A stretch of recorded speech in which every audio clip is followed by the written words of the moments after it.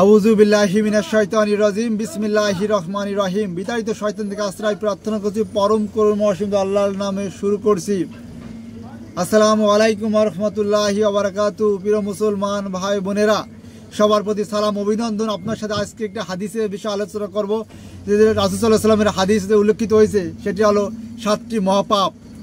আবু হুরায়রা রাদিয়াল্লাহু আনহু থেকে বর্ণিত, রাসূল সাল্লাল্লাহু আলাইহি ওয়াসাল্লাম ইরশাদ করেছেন, 7টি মহাপাপ থেকে বাঁচো। লোকেরা জিজ্ঞাসা করলো, হে আল্লাহর রাসূল, সেই 7টি মহাপাপগুলো কী কী, সেগুলো সে পাপগুলো কী কী? তিনি জবাব দিলেন আল্লাহর সাথে শরিক করা, 2 নম্বরে জাদু করা, 3 নম্বরে অন্যায়ভাবে হত্যা করা।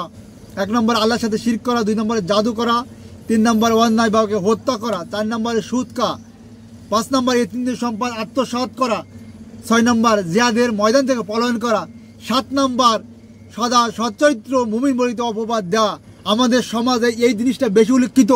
আমরা মানুষের বিষয় না জেনে, সে একটি মুমিনের বিষয়, একটি মহিলা বিষয়ের বিদ্যে না জেনে অপবাদ দেওয়া, এটা খুব খারাপের মহাপাপ।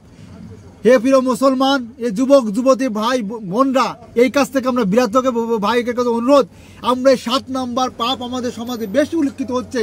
তাই আসুন আমরা কারো বিষয় না জানে, কোনো বিষয় তাদের অপবাদ না দিয়ে মহাপাপ কাছ থেকে বিরত থাকি। কারণ আমাদের আমরা বুঝতেছে না, কিন্তু আমরা আজকে থেকে আমরা জানলাম যে হাদিসটা আমরা সময় বাস্তব জীবনে অতীতকে ক্ষমা চাই, আল্লাহ ক্ষমাশীল দয়ালু।